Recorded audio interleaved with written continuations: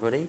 The topic this morning really is looking at what's going on in the decumulation market. I've got some learning objectives here, which are really looking at how the pension market and pensions as a retirement income strategy are going to be impacted by factors at the macro level, and then also what sort of retirement spending patterns we've seen coming through from retirees. So I would say our sort of key areas that we are going to look at.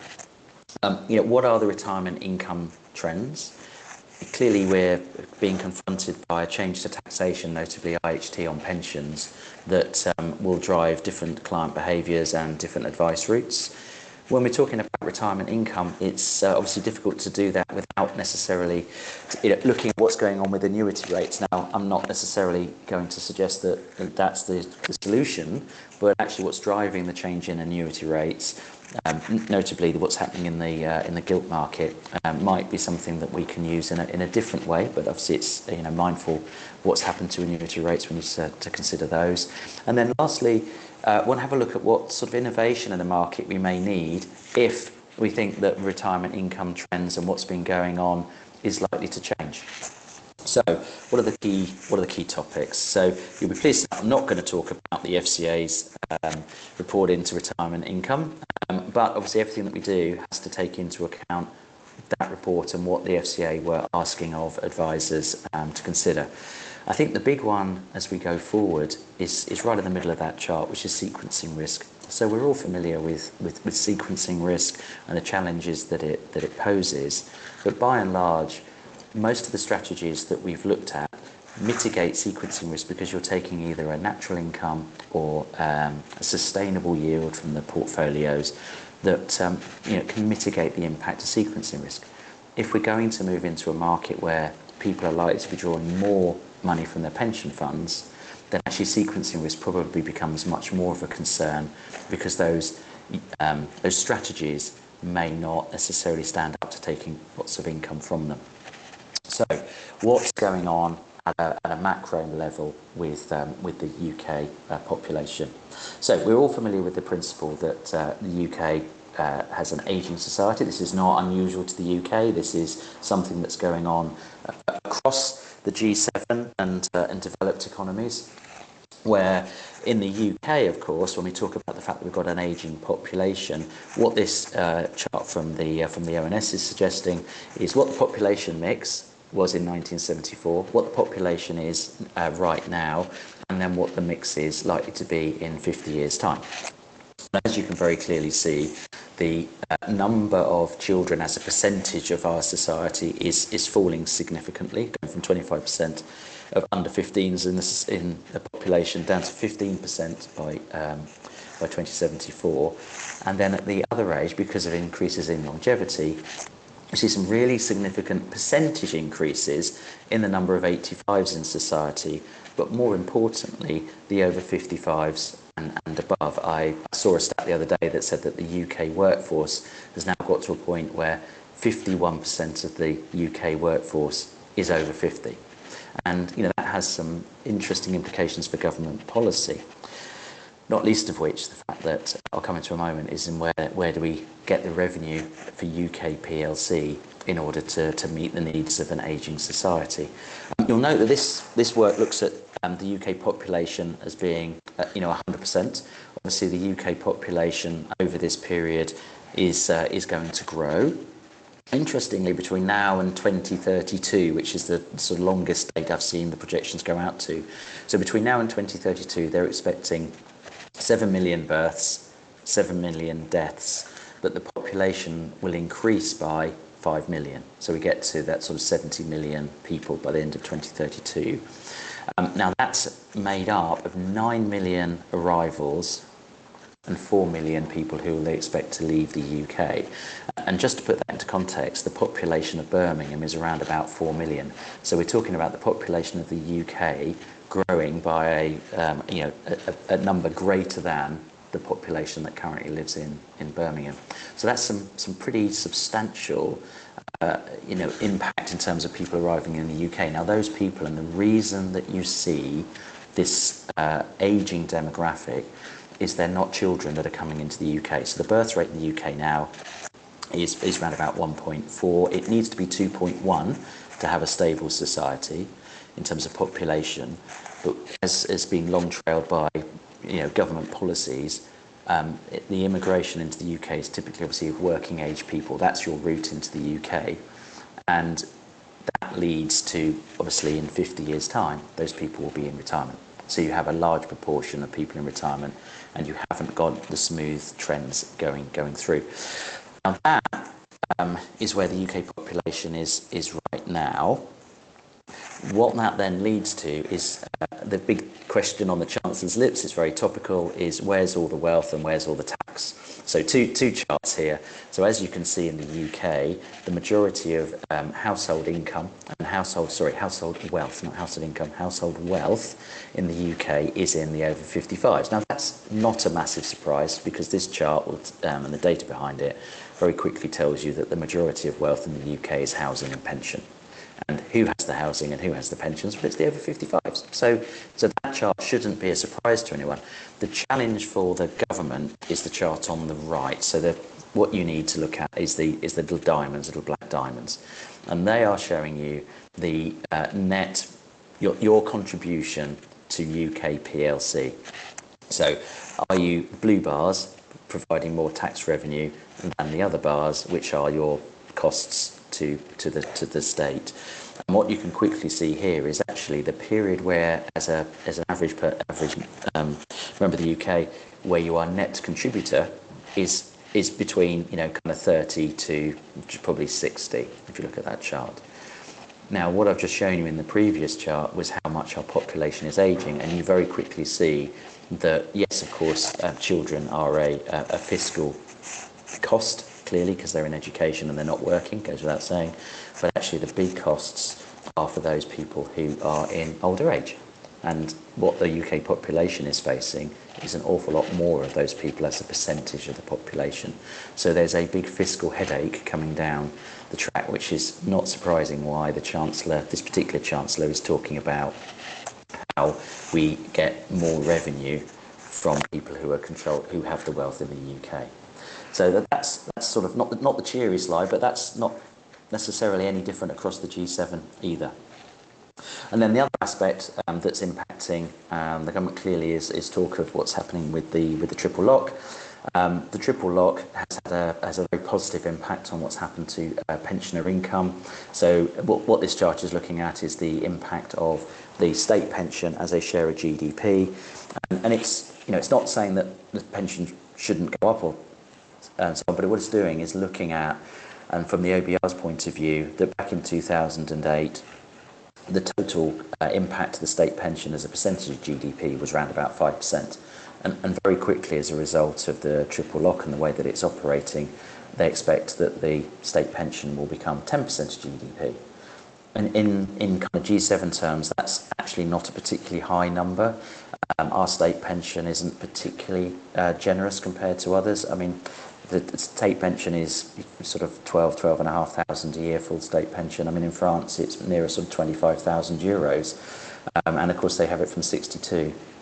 So, comparatively, it's not overly generous, but compared to where the UK typically is in terms of its pensioner spending, obviously that's a doubling comparatively. So that's something, as I'm sure we will see plenty of comments from. So those are kind of the big macro issues that are facing, the retiree population. But from a macro point of view, what about what's happening with actual pensioner spending? So, all familiar with this. So this is our traditional retirement smile. Anyone that's done any kind of financial exams will have seen this principle, which is in your early retirement years, you go off. Now, you'll notice here that that's a Mediterranean cruise. You'll also note that this is from Australia. So I lifted this from an Australian financial planning manual, and you can quickly spot that that's from Australia, because in your 80s, the regular social activity is, of course, surfing. A man's holding a surfboard, and clearly there's maintaining the home. That clearly is people, they're going to be making Barbies and so on. This is from an Australian manual, and they had very much the same principle and thinking that we then adopted, which was in your early years, you go on a Mediterranean cruise, you renovate the house and do whatever you need to do. As you get into your, let's call it mid-retirement, your desire to do those kind of activities diminishes, therefore your need for income slows down.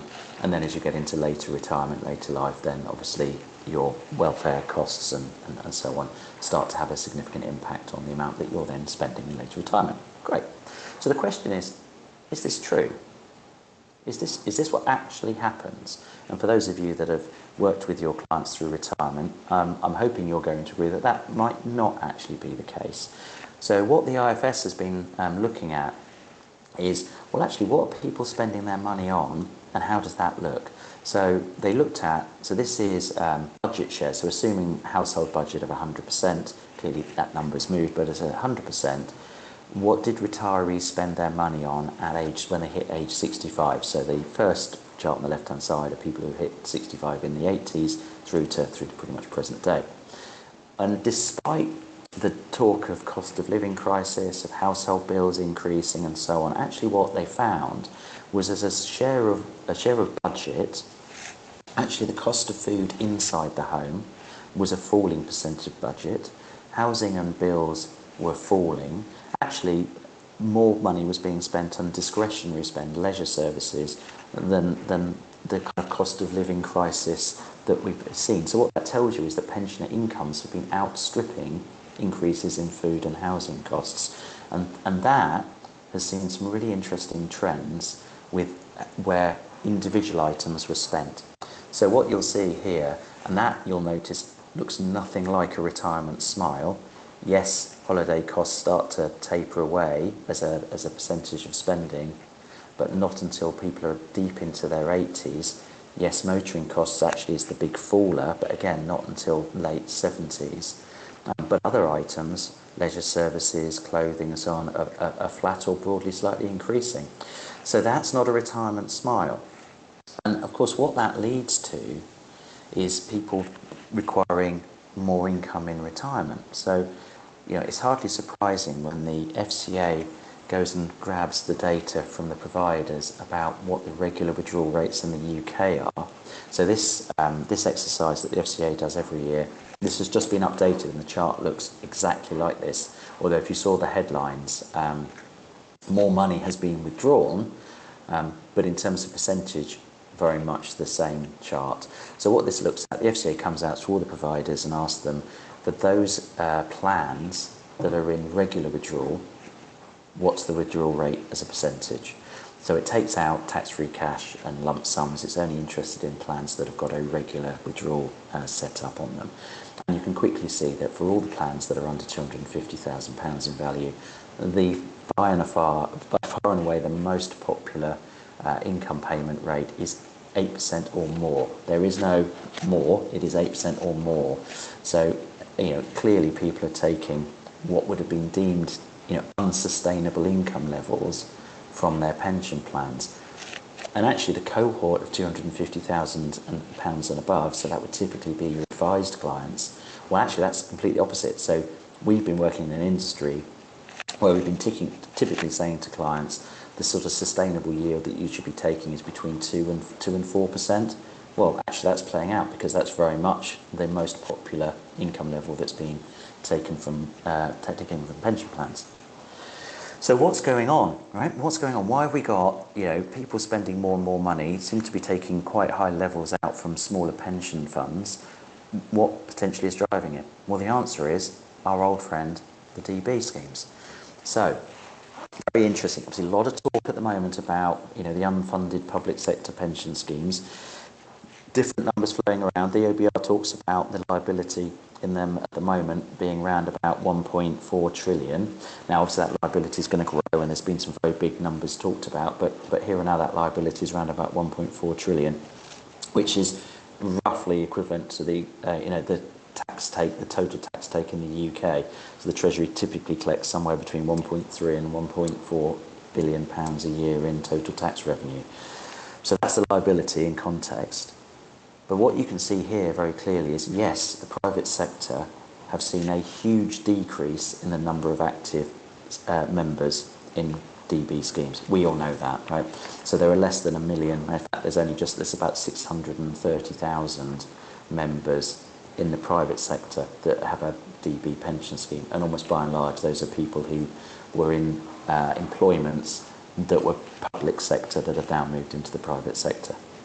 However, there are still a very large number of people in the private sector who did have a DB scheme, who were either a pensioner or a deferred, and even though the numbers are dropping, the chart on the right, you can still see a huge number of people that would have historically benefited from a DB pension scheme. These are our retirees. Interestingly, of course, and we typically focus on private sector workers when we're giving advice, but clearly a number of people in the public sector also seek advice, and we're now at a point where we've got over 7 million public sector workers in a DB scheme active. And what you can see there is that we now got to a point due to recruitment into the public sector where there are more active members than there are deferred or pensions, and this has got quite an interesting conundrum for the Chancellor. So the public sector pensions are very much like the state pension in that they're paid for out of tax receipts, but you'll get the contributions coming in from the employees and employers in the public sector, and then obviously you've got the pensions being paid out. And for the first time, due to above inflation pay rises in the public sector and a recruitment drive, the Chancellor's actually going to have a surplus, because all the Treasury has to fund is the gap between the two, and the gap between the two this year doesn't exist. So there's not an immediate in-year issue for the Chancellor to solve, but going forward, clearly, you can't keep sustaining public sector pensions on that basis. So that's not necessarily a burning issue, but it is something to bear in mind that we often talk about the demise of DB in the private sector, but of course a lot of our clients may well indeed have some kind of public sector work, be they doctors, teachers and other civil servants. But of course in the private sector we've seen this huge shift from DB into DC, and this is where things start to get quite interesting. So we're all familiar with the impact that the positive impact that auto-enrolment had, and the take-up and the success story of people investing in their own pensions. And that's, clearly the chart on the left-hand side is looking at the growth in membership of occupational DC schemes. But what's been also interesting is clearly, you get more members in, then the funds grow larger, and you can quickly see actually that, in terms of workplace value, we're now looking at well over 200 billion that's sitting in workplace pension schemes. The reason why you've got different colour charts here is the scheme sizes. So by far and away, the majority of members and assets are sitting in schemes with 5,000 or more members. So the large occupational pension schemes have been the success story over the period, and that's where most of the money sits. And that's, that big change in the UK is clearly coming for retirees, because you're going to benefit from a inflation triple locked state pension, but you're unlikely, in the private sector certainly, you're unlikely to be benefiting from a DB pension scheme that goes up every year by inflation or whatever measure is appropriate on that particular scheme. That will change retiree spending, because if you get a pay rise every year from your DB scheme, it's hardly surprising that in retirement they've seen their income and their spending patterns reflect the fact that they've had a rising income. Interesting, just talking about what's happened in the gilt market. One of the interesting impacts of the move away from DB schemes was that DB schemes, obviously, to back their liabilities, bought gilts, typically long-term gilts to back their liabilities. It's a bit of a busy chart, so forgive me.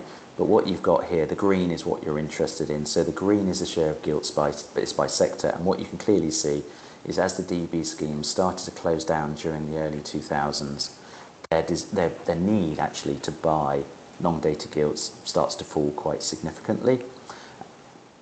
That gap, if you like, was taken up by overseas investors, and the OBR has noted that that's had a particularly significant impact on the yield that's charged.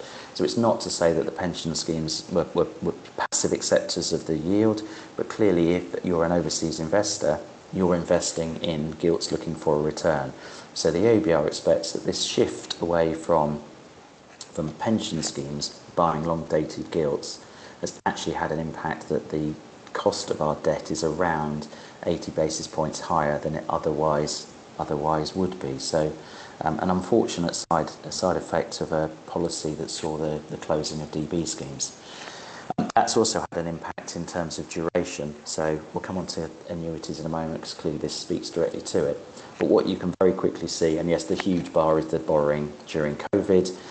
You will note that just the short-dated and the ultra-short-dated issuance that they did during COVID actually is kind of the same value as is issued year on year inside the financial crisis. So the sums were quite significant to say the least. But what you've seen now, of course, is with interest rates higher, is a desire for us to issue shorter duration gilts into the UK, because clearly you don't want to be issuing over 4.5% yield money that's going to be 30 years on the books. So it's not surprising that you start to see a shorter duration. But that shift and that amount of debt has obviously had a very positive impact in the annuity rates that are offered. So here we are. This is the 15-year gilt rate as opposed to the annuity rates.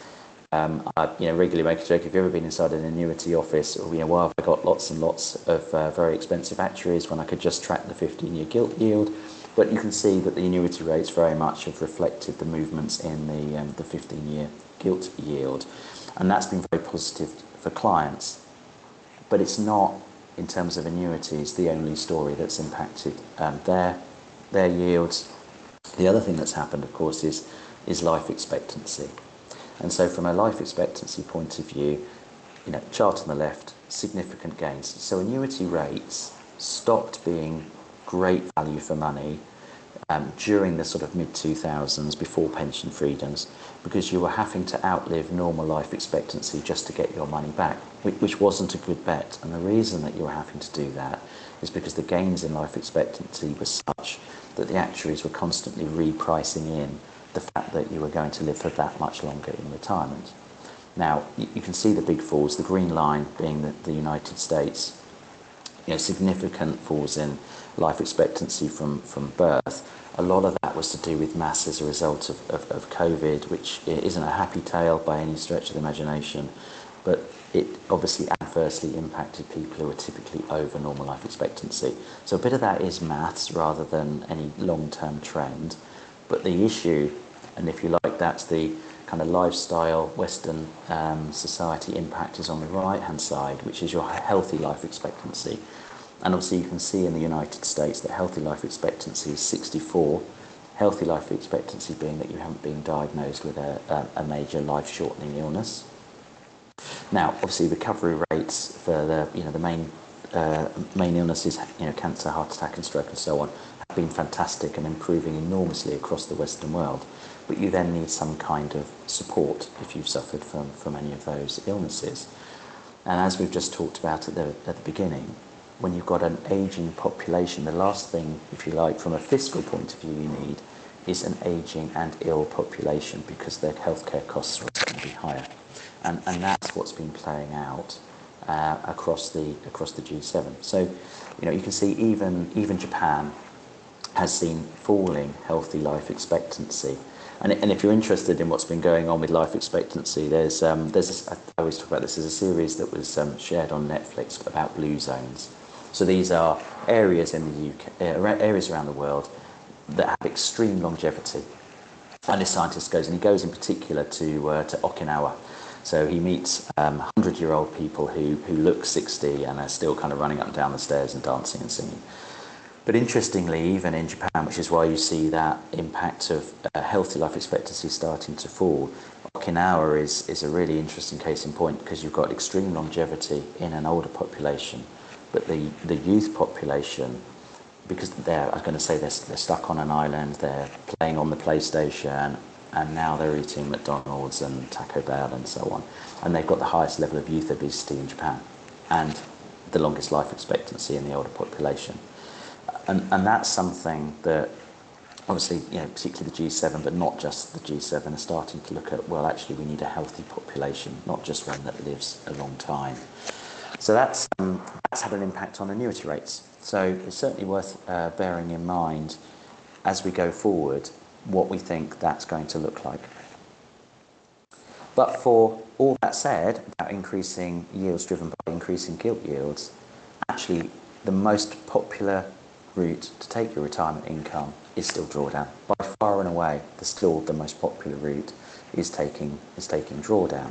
And for those of you that are looking at cash flow modelling, that's fantastic. But if we're going to move into a world where we start seeing more and more clients with DC pots using drawdown as their only source of retirement income aside from the state pension, and they want an increasing income, you'll know if you put it into cash flow modelling, actually putting an increasing income on is extremely painful when you start doing your cash flow modelling, and you are now starting to look at longevity, making sure that the fund outlives you. But of course, with the changes to taxation, actually, do we want to still maintain the pension fund? So here's the challenge that the OBR set us. So you'll be familiar that the OBR does an assessment of the budget, of the tax rises that are coming, the impact on the economy, and whether they think those tax rises and the income that the Treasury expects from those tax rises makes sense. And the OBR's almost set a challenge to those people that are going to be impacted. So if you remember, the actual amount that they expect to get from IHT from the changes to pension funds in the short term isn't that great, sort of 3 billion extra IHT coming in. And the reason for that, and the OBR have basically said to the Treasury, the reason that figure's not that large immediately is because they expect people, particularly those that are going to be impacted by it, to make greater relief, to make greater use of reliefs and allowances, and in particular increase their pension drawdowns in order to mitigate the impact of IHT on their pension funds. So as you know, in terms of leaving assets to beneficiaries, the pension fund has probably gone from being the most attractive to potentially one of the least attractive vehicles to pass money down, not least of which because the beneficiaries potentially are going to be paying their marginal rate of income tax when they withdraw money from it. So we've been sort of challenged by the OBR, which is they expect the industry to help clients. Now, you might well say that's all very well, but maybe actually getting people to draw money out of their pension funds and paying immediate income tax might be a very positive impact for the Treasury, and they don't want to wait for IHT on it. And you may well be right, but that's we saw the same happen with pension freedoms, where people took more money from their pension funds because they could through drawdown, getting rid of all the various restrictions. Actually, George Osborne at the time got a £1.5 billion additional revenue from income tax as a result of those changes. So that might well be a strategy. But anyway, the OBR is suggesting that people are likely to do that. And that, of course, brings me later on to talk about why I think sequencing risk is going to be a bigger issue. The other issue that I think would have been on mine, and why the OBR don't think the actual IHT payable is going to be that significant in the shorter term, is obviously we talked about the ageing population in the UK. What's been interesting is, in order obviously for IHT to be an issue for an estate, is typically on second death, not on first death, because of the spousal exemption. Now, in the UK, what this is looking at is saying, well, typically for these age groups, the dotted line are people who've always been unmarried. So round about 10% of the population in retirement has always been single. Obviously, for those people that are married, the question then is when they become single, and that's at that point that IHT planning becomes particularly important. And you'll see, actually, it's not until you get into your late 80s that you've got more than a 50% chance of the household being single, being widowed. So actually the IHT curve, we've all been talking about this great wealth transfer, but even now, actually the majority of households, over half the households in the 80s, are still married. So IHT isn't going to apply to them. So that's definitely a factor when we look at the IHT changes that are coming through. So look, we've got some big macro issues. We've got some spending pattern changes that look quite different to potentially what we thought they would look at. And we've got maybe some different income needs and options in retirement. So, which of those is probably going to have the biggest impact on your existing strategies? That will be very much, your knowledge because you work with your clients. But I think from our point of view and my point of view, actually, it's probably the taxation changes are going to present the biggest challenge to what we're doing because client behaviour will probably necessitate a change. Yes, I think absolutely we'll see a continuing demand for increasing income in retirement. And then my question is, we actually in recent days we've seen, the gilt yields fall back. Well, obviously if they fall back, so do annuity rates. And if the strategy is, okay, we'll buy an annuity in later life because that's when the rates look particularly attractive. Well, what happens if you get to later life and annuity rates have fallen back? That's quite that will present a challenge. So you're going to start drawing more money from your drawdown plans, which brings me back to this slide, and that sequencing risk will very much be your key consideration. And of course, the existing strategies that we talked about that might need to change, by and large, as I said at the beginning, probably didn't need to worry too much about sequencing risk because of the way that they were designed to operate. So you've probably got three key strategies that you consider. So you've got your total return strategy. My fund will grow by more than I'm going to take out every year. High income strategies, so I'm just going to use a natural yield and I'll maintain my capital base. And then obviously in recent years with the increase in annuity rates, you see more focus in blended solutions where you mix a guaranteed annuity with using a drawdown for discretionary spend.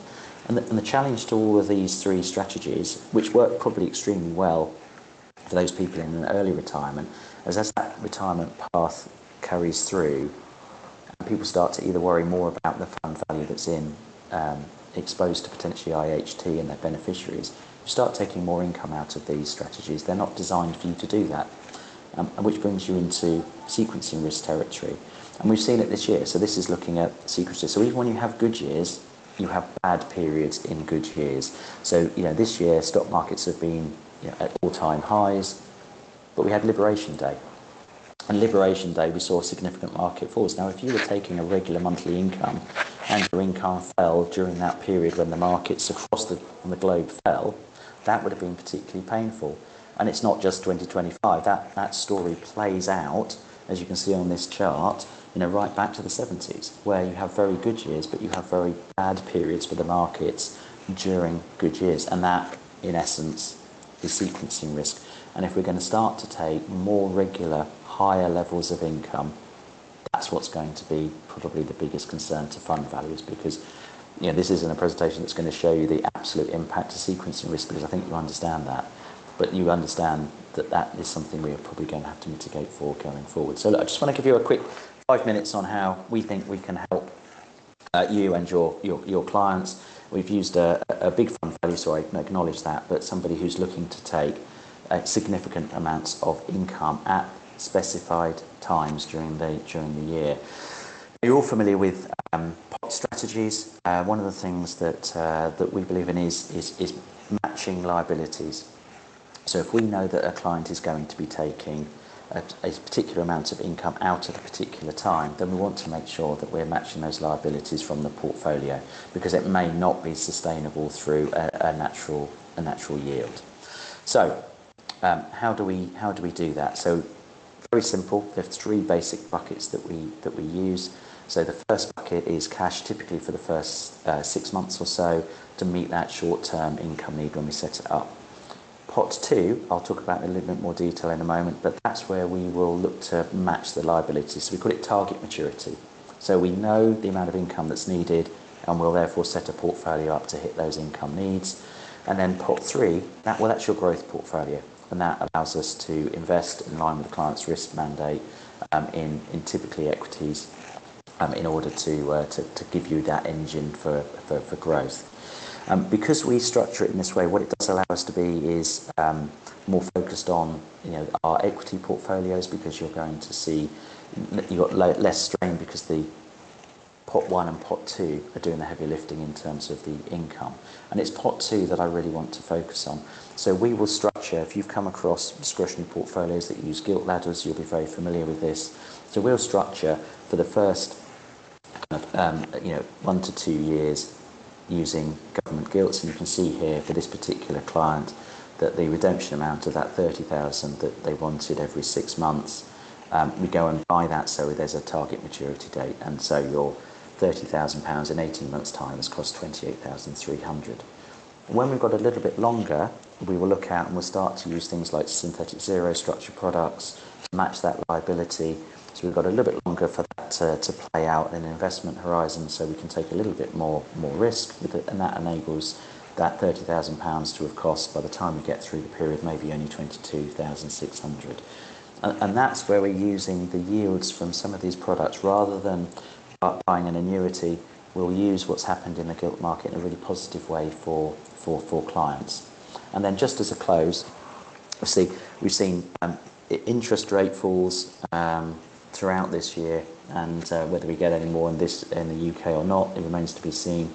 But obviously we had a number of clients who would have taken advantage of those higher interest rates on cash, and now starting to see the returns that they can get from those cash deposits fall. Now, one of the things that we're seeing more and more requests for, again, using what's happened in the gilt market, because as you know, the taxation on gilt, there's no capital gains tax on gilts, so you get a really positive impact for people who are, say, 40% taxpayers or even 45% taxpayers. So rather than holding cash accounts, if you've got clients who've used cash as a vehicle and are now looking to you for alternatives but don't want to put that money sort of on risk, we can use gilt portfolios. We're seeing more and more demand for clients to use gilt portfolios, and as you can see, you probably clocked the number at the bottom. So the equivalent yield for 40% taxpayer can be well over 6% or even over 7% a year, and for 45% taxpayer can even be as much as 8%. Now, this is something that, as I say, not every client's going to have enough money in cash to warrant this, but for those clients who've had significant cash holdings, do talk to us about what we can offer by putting together gilt portfolios, particularly for those people who are higher rate taxpayers. So that's probably all I had to say today. Thank you for the time. What can you expect from us? Well, we have a range of solutions, and clearly our focus is on supporting the IFAs and your clients. So thank you very much for your time this morning.